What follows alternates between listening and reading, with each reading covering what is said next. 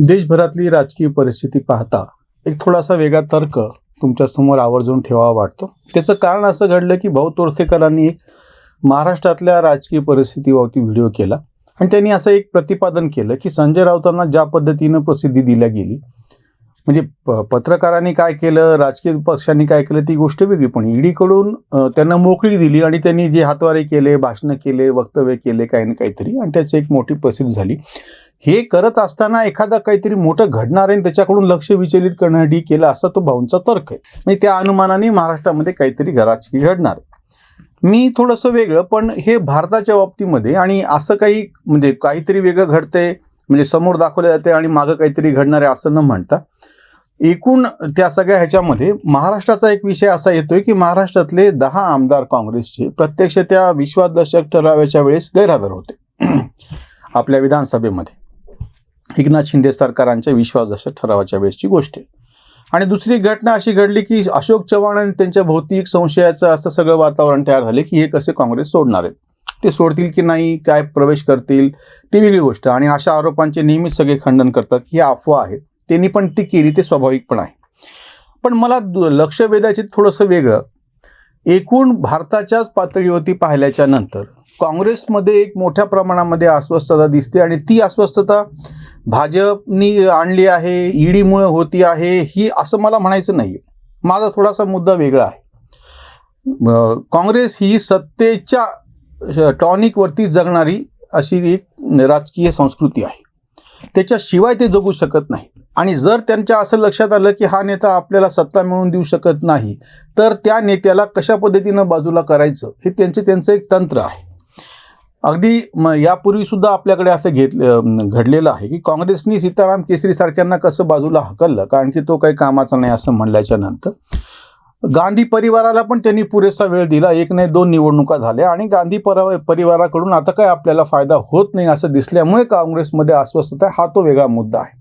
आणि दुसरे जे पुरावे समोर आलेले आहेत, एक तर झारखंड मुक्ती मोर्चाने ज्या पद्धतीने द्रौपदी मुर्मू यांना राष्ट्रपतीच्या निवडणुकीमध्ये पाठिंबा दिला, त्या तर निवडून येणारच होत्या, पण त्याच्यामध्ये काँग्रेसची फूट उघड झाली आणि त्या झारखंडमध्ये काँग्रेसचे 3 आमदार पैसे घेताना किंवा त्यांच्याकडे रोकड सापडली, त्यांना पक्षाने काढून टाकलं. आणि एक अस्वस्थता जिथे प्रत्यक्ष त्यांची सत्ता आहे, म्हणजे त्या सहकारी म्हणून त्या झारखंड मुक्ती मोर्चाच्या आघाडीची सत्ता आहे, त्या ठिकाणची अस्वस्थता समोर आली. हा पहिला मुद्दा.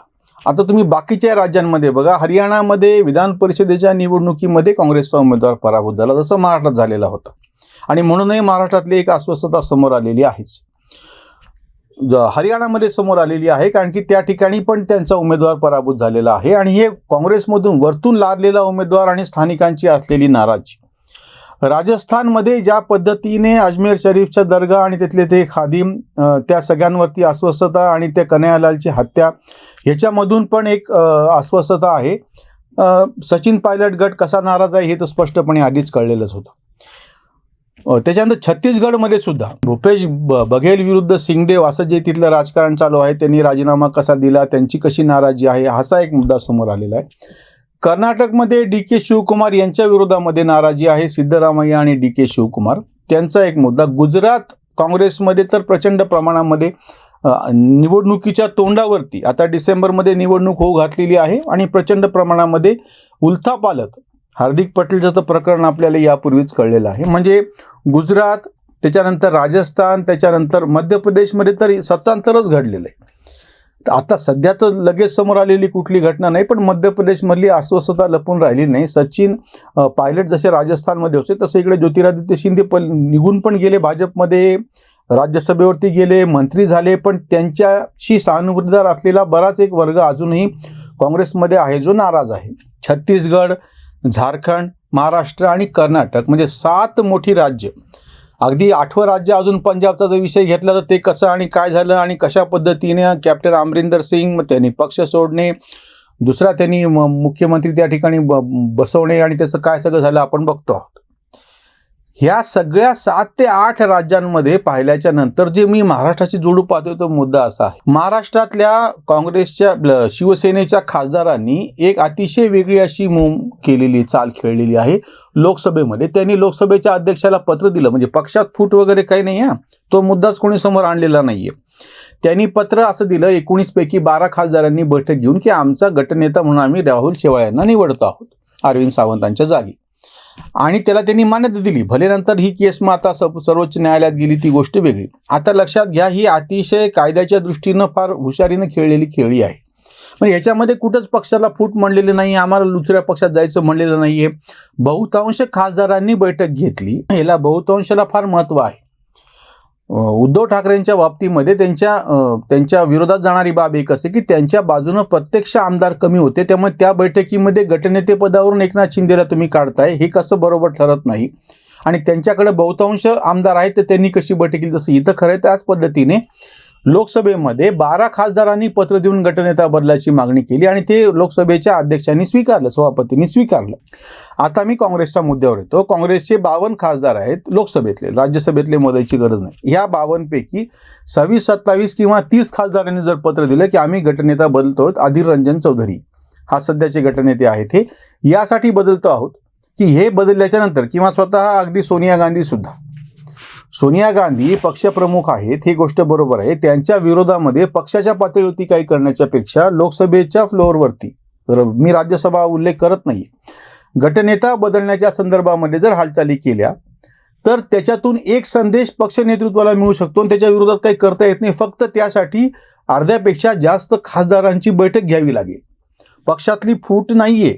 जे महाराष्ट्रातल्या शिवसेनेच्या खासदारांनी केलं ती एक वाट दाखवली, तो एक पायंडा समोर येतोय, त्याच्यातून मी हे सांगतोय. आणि मग पूर्ण भारतभराच्या वेगवेगळ्या विधानसभेमध्ये काँग्रेसचे जे कोणी आमदार असतील, 2/3ची गरज नाही, अर्ध्यापेक्षा जास्त आमदारांनी गटनेता बदलाची जरी मागणी केली आणि त्या ठिकाणच्या सभापतीला तशी पत्र दिली आणि जर त्यांनी ती मान्य केली तर ह्याच्यातून एक काँग्रेसला फार मोठा फटका बसू शकतो. आणि हे सगळं असं एक अस्वस्थतेचं चित्र पूर्ण भारतभर दिसतं आहे. ज्या ठिकाणी निवडणुका आहेत, गुजरातमधल्यासारख्या तिथं तर वेगळ्याच हालचाली होतील, पण जिथे लगेच निवडणुका होणार नाहीत अशा राज्यांमध्ये सुद्धा विधानसभेच म्हणतो मी, विधान परिषदेमध्ये असं काही होत नाही. विधानसभेमध्ये काँग्रेसच्या अर्ध्यापेक्षा जास्त आमदारांनी, गोव्यामध्ये अजून एक उदाहरण घडलेले, गोव्यामधल्या पण काँग्रेसच्या आमदारांमध्ये कशी अस्वस्थता आहे तो पण मुद्दा समोर आला आहे. म्हणजे छोट्या मोठ्या 9 राज्यांमध्ये काँग्रेसच्या महत्त्वाच्या, की ज्या ठिकाणी जसं महाराष्ट्रात त्यांची युती आघाडीमध्ये सत्ता होती जी आता गेली,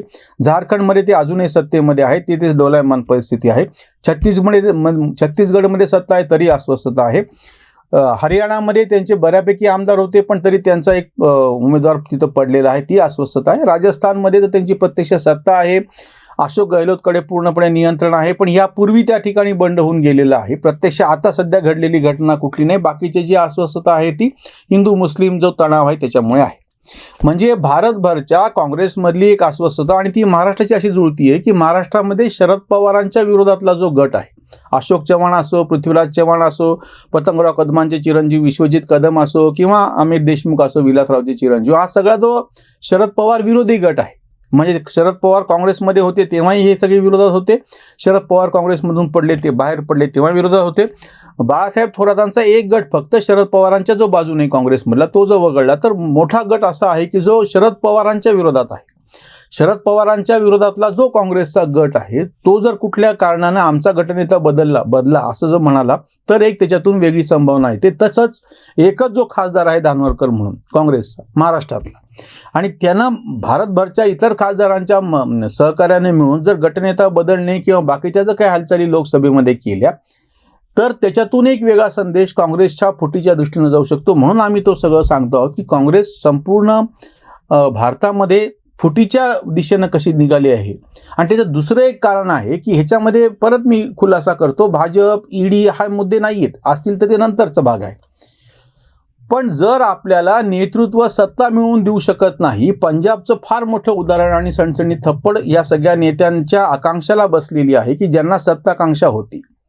काँग्रेसमध्ये जे सत्ता करू इच्छितात, ज्यांना सत्तेशिवाय त्यांचं अस्तित्व टिकणं मुश्किल वाटतं, अशा सगळ्यांसाठी हा फार मोठा धक्का होता की तुमचा नेता तुम्हाला सत्तेवरती आणून देऊ शकत नाही. हे एकदा कळल्याच्या नंतर मग त्या नेता बदलाच्या हालचाली, आणि सगळ्यांना असं वाटतं की पर्यायी नेतृत्व कोण आहे, गांधीशिवाय काँग्रेस कशी शक्य नाही, हे सगळं बोलायला ठीक आहे.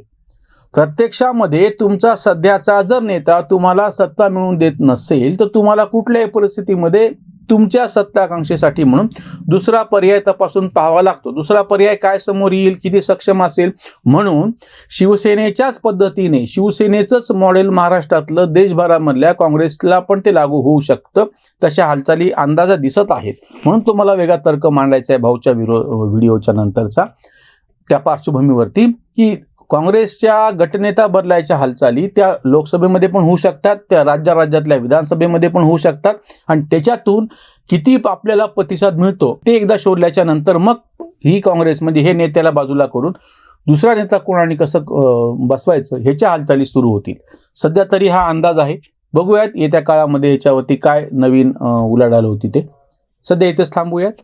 धन्यवाद.